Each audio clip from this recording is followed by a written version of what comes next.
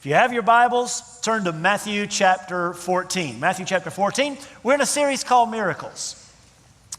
If you weren't here last Sunday, we're going to spend a few weeks studying, examining some documented accounts of Jesus' miracles. And they're events, they're accounts that you just simply can't ignore. Now, when I say that Jesus performed a miracle, we're not talking about a trick or a deception or an illusion. No, we're talking about documented accounts where Jesus literally defied the very laws of nature to do the impossible. No one ever has, and no one ever could disprove Jesus' miracles. Listen, in light of all the critics that Jesus had during his ministry and since, if Jesus' miracles could have been discredited, they would have been discredited by now. But Jesus' miracles stand because he literally defied the laws of nature. Now, the reason I say these are accounts that simply can't be ignored is because they demand consideration of who Jesus really was. As you consider who Jesus really was, you cannot ignore these miracles. So let me say it this way.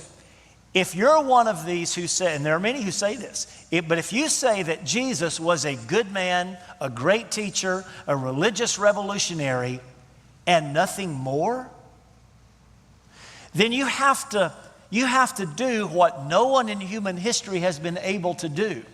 You have to discredit, you have to disprove the documented miracles he performed while on earth as the Son of God. In fact, Jesus' miracles were so genuine and so authentic, so compelling when they happened. Peter would say this to a Jewish audience not long after Jesus ascended back to heaven. He was talking to his Jewish audience and he said, "Fellow Israelites, listen to this.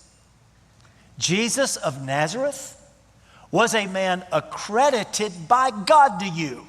Now, how was he accredited by God to them? By miracles, wonders, and signs, which God did among you through him, as you yourselves know. See, Jesus' miracles validate that he was in fact who he said he was, and his miracles compel our attention to the messages that they validate. So we're examining some of the miracles Jesus performed and the message that they validate. So let me set the context for the miracle we're going to look at today. Just before this miracle takes place, Jesus had performed another miracle, a very public miracle, a very compelling miracle. What had he done? Just before this miracle takes place that we're going to talk about today, Jesus had taken 5 loaves of bread and 2 fish and used that small amount of food to multiply itself to feed 5,000 men plus women and children. Jesus had multiplied that food miraculously in a very public way. Everybody there that day saw what Jesus had done. And it was so compelling that after Jesus had performed that miracle, all those who had enjoyed a fish sandwich lunch on Jesus said, "Hey, wouldn't it be good if we made Jesus our king? What if we elected Jesus to rule over us? Because if he can do that, he can do anything, including helping us to throw off Roman rule." Well, as you know, Jesus was having none of that. Jesus did not have political ambition when he was here on earth. That was not his mission.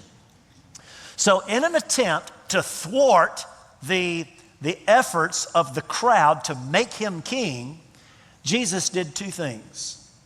The first thing he did was he told the crowd to go home, and then he left by himself. He went away by himself to pray. That's one thing he did. The other thing that Jesus did was he told his disciples, you guys need to go back home. Get in the boat, sail back across the northern part of the Sea of Galilee, back to Capernaum, our ministry headquarters, and wait for me. I'll meet you soon. That's where this miracle, the account of this miracle, picks up this morning. Matthew chapter 14, I'll begin reading in verse 22. Immediately, Jesus made the disciples get into the boat and go on ahead of him to the other side while he dismissed the crowd. After he had dismissed them, he went up on a mountainside by himself to pray. Later that night, he was there alone, and the boat was already a considerable distance from land, buffeted by the waves because the wind was against it. Shortly before dawn, Jesus went out to them walking on the lake. And they were terrified. It's a ghost, they said, and they cried out in fear. But Jesus immediately said to them, take courage, it is I. Don't be afraid. Lord, if it's you, Peter replied, tell me to come to you on the water. Come, he said. Then Peter got down out of the boat, walked on the water, and came toward Jesus.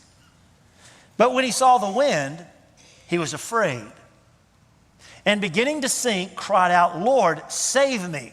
Immediately, Jesus reached out his hand and caught him. You of little faith, he said, why did you doubt? And when they had climbed into the boat, the wind died down.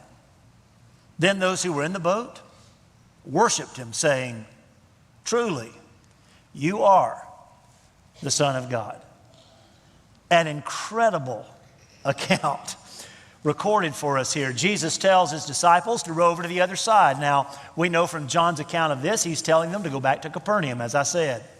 Now, that journey from where they were to where they were going would take about 1 or 2 hours tops, just across the northern part of the Sea of Galilee. It's not a large place. But then, on their journey, a storm hits. And according to John's account of this miracle, instead of just taking an hour or two to get to Capernaum, it took them all night long. Somewhere between 6 and 9 hours, the disciples were rowing against this storm that had suddenly hit the Sea of Galilee. While they're fighting the storm, they look up and they see Jesus walking across the surface of the lake in the midst of this storm. And it scared them to death. And Jesus, after he had calmed them down, he said, look, guys, it's me. Don't be afraid. And that's when Peter did something that apparently nobody in the boat would even think of. He said, Lord, if it's you, tell me to come to you on the water. You know, in my mind's eye, I can only imagine what Peter must have thought when Jesus said, okay, come. You know, as you know, Peter often talked before he thought.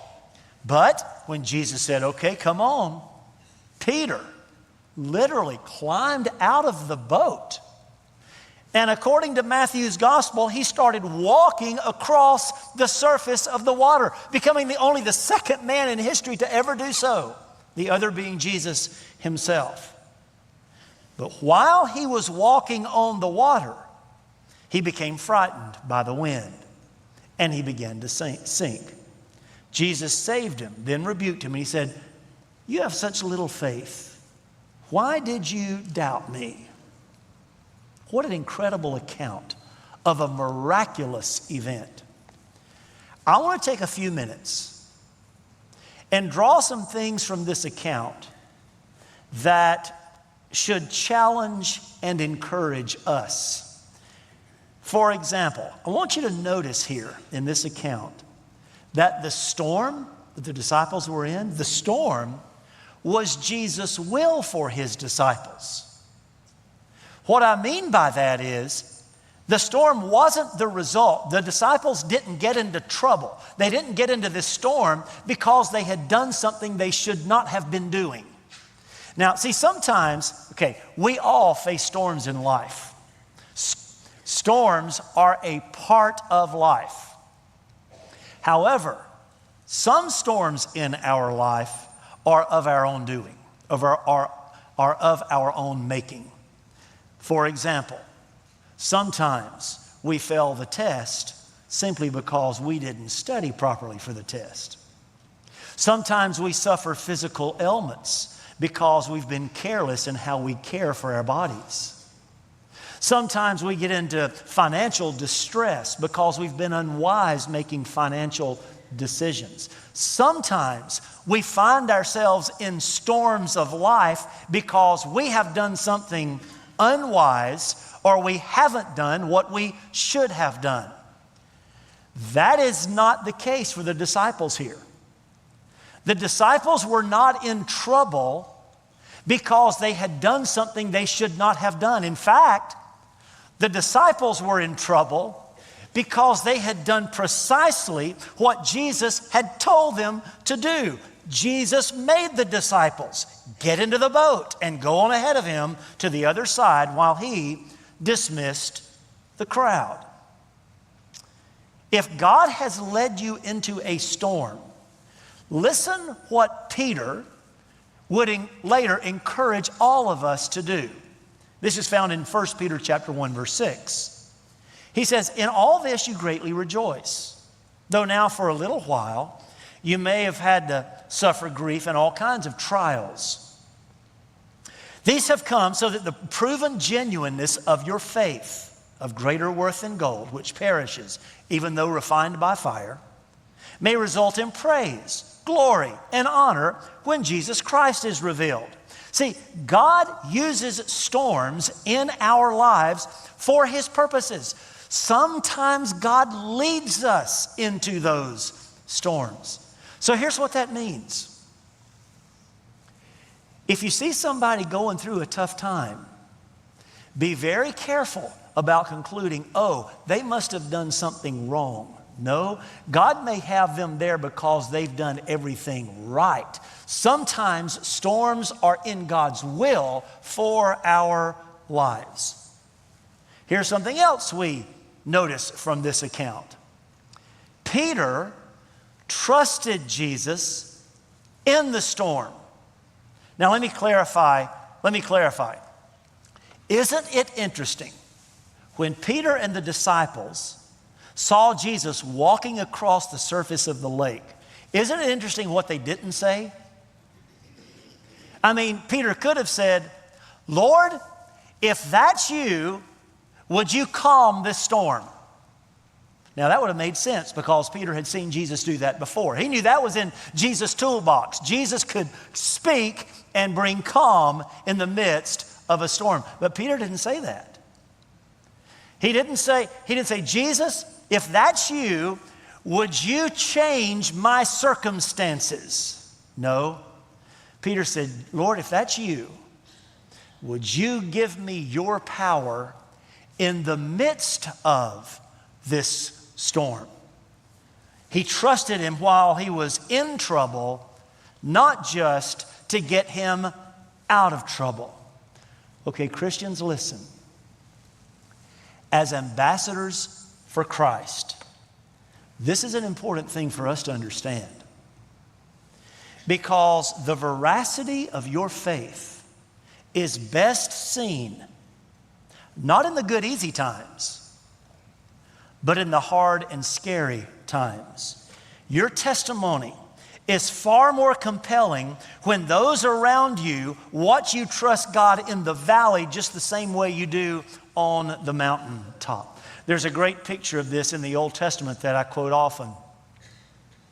There were 3 Hebrew men, devout followers of God, living in Babylon at the time of Nebuchadnezzar's reign.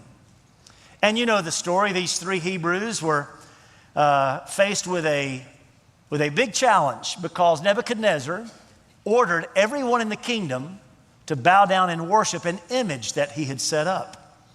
Well, these three God-fearing Hebrews did not do so. So Nebuchadnezzar calls them in. He said, guys, listen, I just want to make sure you understand. If you don't do what I have commanded everyone to do, I'm going to throw you into a furnace and burn you alive. And that's when, I love it, as you read this account, I love it.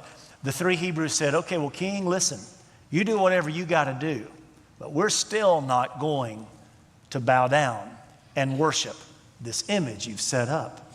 Now, when you read that in the Old Testament, you're thinking, okay, they've had such backbone. God's going to deliver them from this. But instead, Nebuchadnezzar orders the furnace to be heated 7 times hotter than normal. He ties up these 3 God-fearing Hebrew men, and he throws them into the furnace. You remember what happened? Let me read this to you out of Daniel chapter 3. Then King Nebuchadnezzar leaped to his feet in amazement and asked his advisors, weren't there 3 men that we tied up and threw into the fire? They replied, certainly, Your Majesty. But Nebuchadnezzar said, look, I see 4 men walking around in the fire, unbound and unharmed. And the 4th looks like a son of the gods. God did not deliver those men from their storm, but he did deliver them in their storm. And watch the effect it had on the world. Daniel chapter 3, verse 28.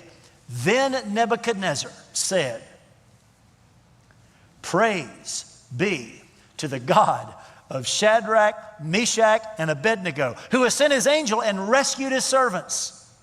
They trusted him and defied the king's command and were willing to give up their lives rather than serve or worship any god except their own. Therefore, I decree that the people of any nation or language who say anything against the God of Shadrach, Meshach, and Abednego be cut into pieces and their houses turned into piles of rubble, for no other God can save in this way. Then the king promoted Shadrach, Meshach, and Abednego in the province of Babylon.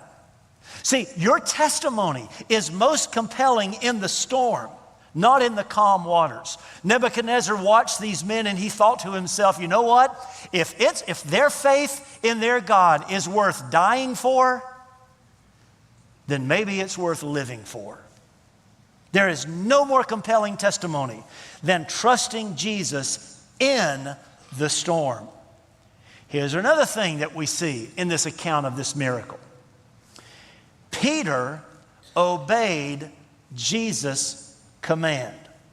Notice here, when Jesus was walking on the water and he said, guys, don't be afraid, it's just me. Peter didn't say, wow, that is awesome. I want to do it too. Ready or not, Jesus, here I come. He didn't say that. Peter said, Lord, if it's you, tell me to come to you on the water. And if you tell me, if I hear it coming from your lips, I will do it. And Jesus said, okay, Peter, come. You see, faith, true faith, is not trusting God for what you want. It's trusting him for what he wants. Faith is not trusting God for what you want. It's trusting him for what he wants. See, sometimes we, and I include myself in this, sometimes we jump out of the boat and then ask God to bless us. God, this is the way I'm going to go. I would appreciate your blessings on my way, on my path, on my decisions, on my choices. When in fact, God is saying, wait a minute, make sure you hear from me before you jump out of the boat. Faith is not trusting God to bless what we want. It's trusting him to bless what he wants. In this case, Peter's faith was founded in what Jesus had said, not in what he wanted. Finally, in spite of all that Peter had done right in this miraculous account, Peter failed to finish well. When Peter stepped out of that boat by faith, he had done what no one else in the boat would even think about trying. The most extraordinary part of this miracle is, to me, is Peter's first step out of that boat. Can you just imagine for a minute the faith that it would take? A storm is raging. You're out in the middle of the lake in a boat. Can you imagine the faith it would take to climb out of a boat and step out onto water to do what you'd never seen anyone do before? I mean, that takes incredible faith. He literally put his life on the line with that first step. But Peter was the only one who tried it. And at the end of this account, he's the only one that was rebuked. It's not how Peter started that mattered. It's how he finished. Christian, listen. In your faith journey, it's not how you start that matters. It's how you finish. It's how you finish. At the beginning of a semester, everybody in the class has the same grade. Isn't it a shame they don't hand out grades at the beginning of the semester? Everybody will get an A. No, grades are given at the end of the semester. Because it's not how you start that matters. It's how you finish. Just before every college football season starts, every team in the league has exactly the same record. But trophies, championship trophies, are not handed out at the beginning of the season.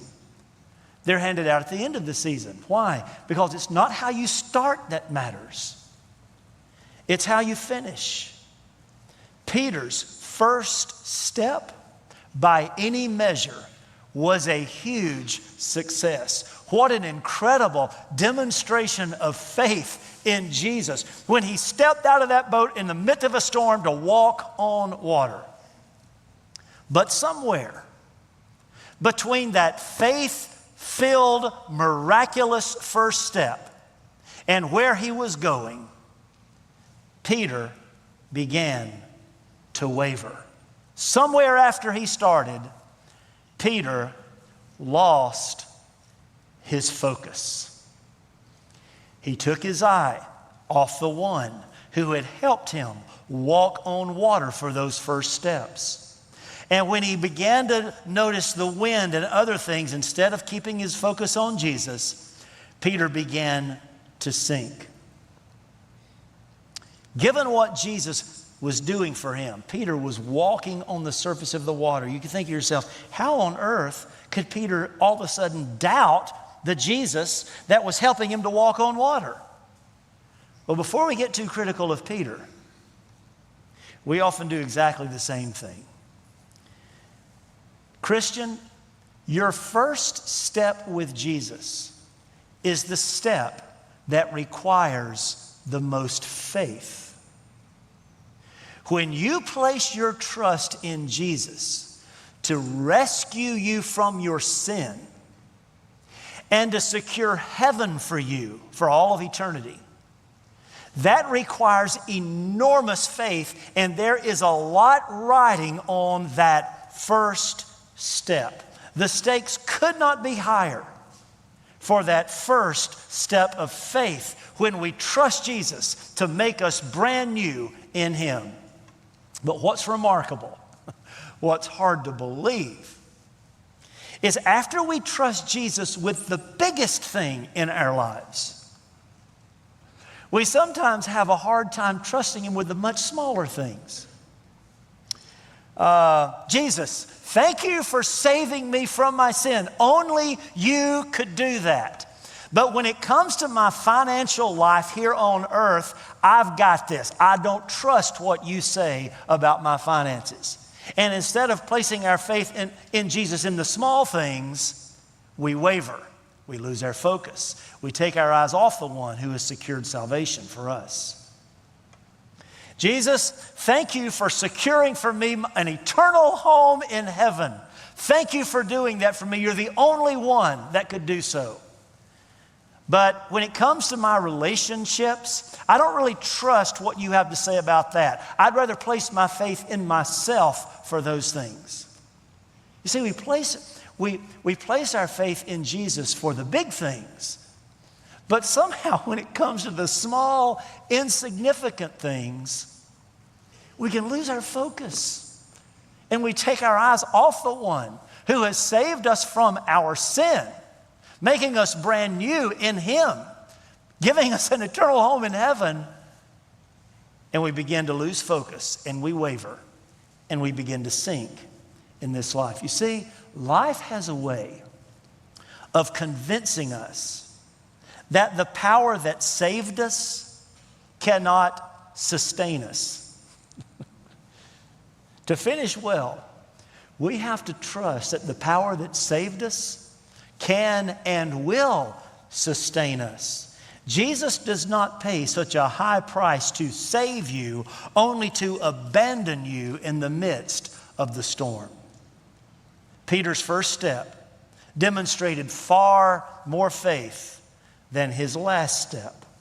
And sadly, that's a common Christian experience. So let me close with this. Every journey with Jesus begins with a first step of faith.